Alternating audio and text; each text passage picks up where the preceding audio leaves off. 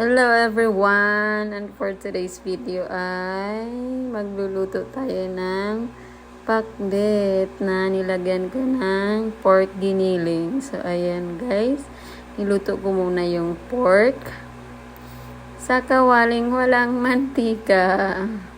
And of course, tinimplahan ko na rin siya bago ko siya niluto guys, para may lasa na siya. So next, hayaan muna natin siyang maluto. Halo-haluin.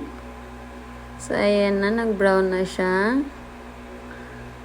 And then, after that, ay igisa natin ang ating bawang, sibuyas, and bell pepper. So, ayan siya. Ginisa-gisa na natin siya. Kunting mantika lamang.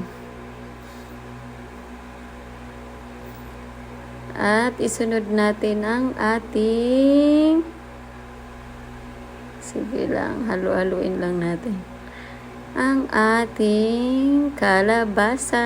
So ayan na guys, gisa lang natin ang ating kalabasa kasi parang yan yung pinakamatagal maluto sa mga sangkap natin. At susunod ay ang ating sitaw at okra. So, ayan lang. Halu-haluin natin. Takpan muna natin. Nilagyan ko pala siya ng kaunting toyo. And oyster sauce. Kaunting patak lang din. Pampalasa. So, halu-haluin natin. Okay. At ayan na. Lagay na natin ang ating talong. Halu-haluin lang ulit.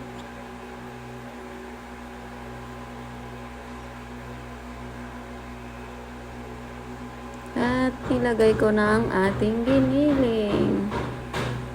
So ayan na guys. Malapit nang maluto.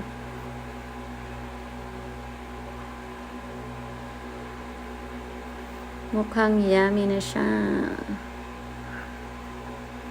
So, ayan na. Ready to eat. Let's eat. Thank you everyone.